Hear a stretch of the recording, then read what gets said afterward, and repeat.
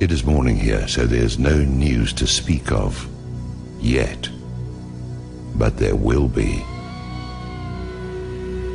It's clear as crystal that the root of all evil is exactly that, and those in whom it is blooming are the enemy of humanity. The bankers are the problem.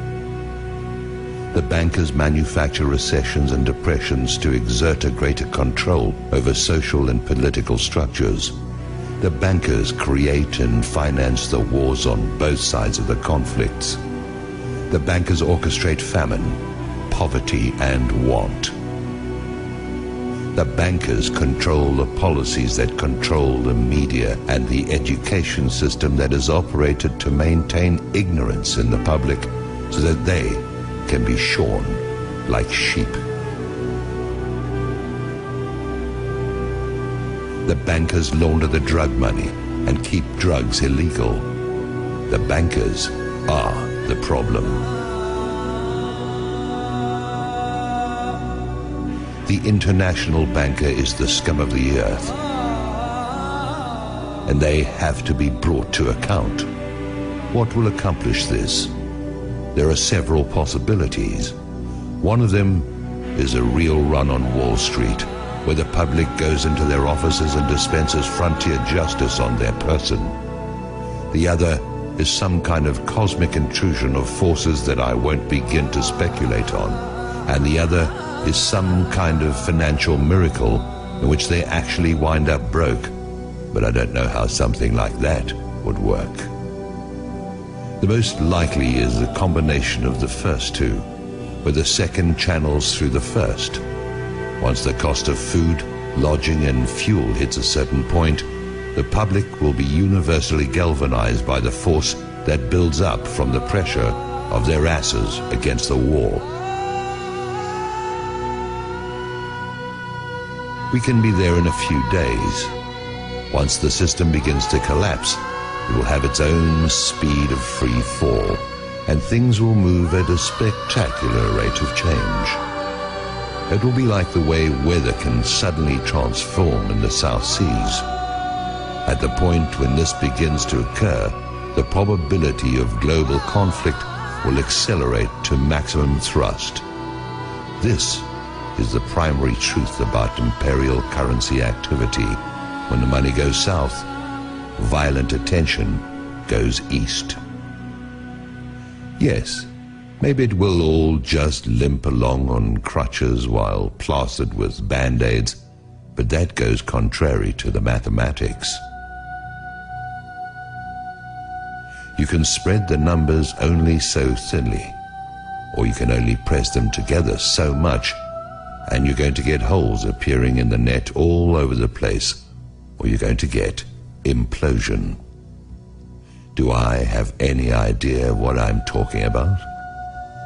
It is possible that I do not.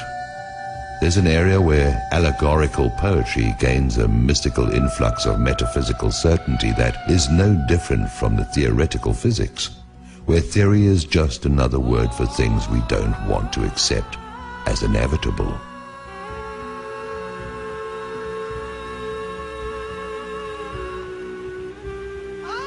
Maybe freedom's just another word for no one left to screw.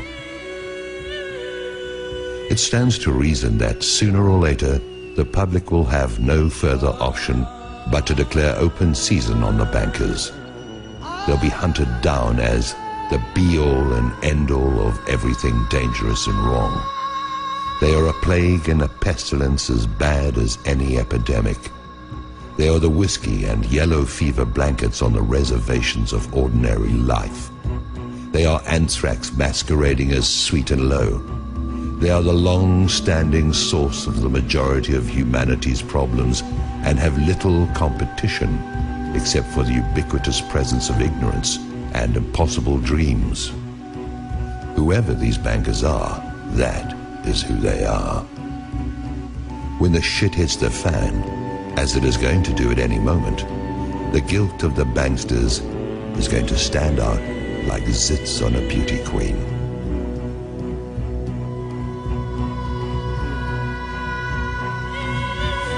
The transformation in the mind of the public is going to be immediate. People watch the news, and although it is nothing more than garbage and lies, the players have all been seen there. They've been seen in Congress, and they've been seen wherever the lies created to defend them have been publicized. They are a known quantity. There is no argument of any kind that can be used to generate sympathy for the bankers, who are either behind or finance every outrage against the public that is in existence. Now, their day is at hand, and they show no signs of having any kind of clue. They sit at their vanities and admire their image like Marie Antoinette. They whoop it up like Louis XVI in Versailles, surrounded by gold leaf wallpaper and sycophants, while they diddle the sons and daughters of a dying empire that they brought to pass.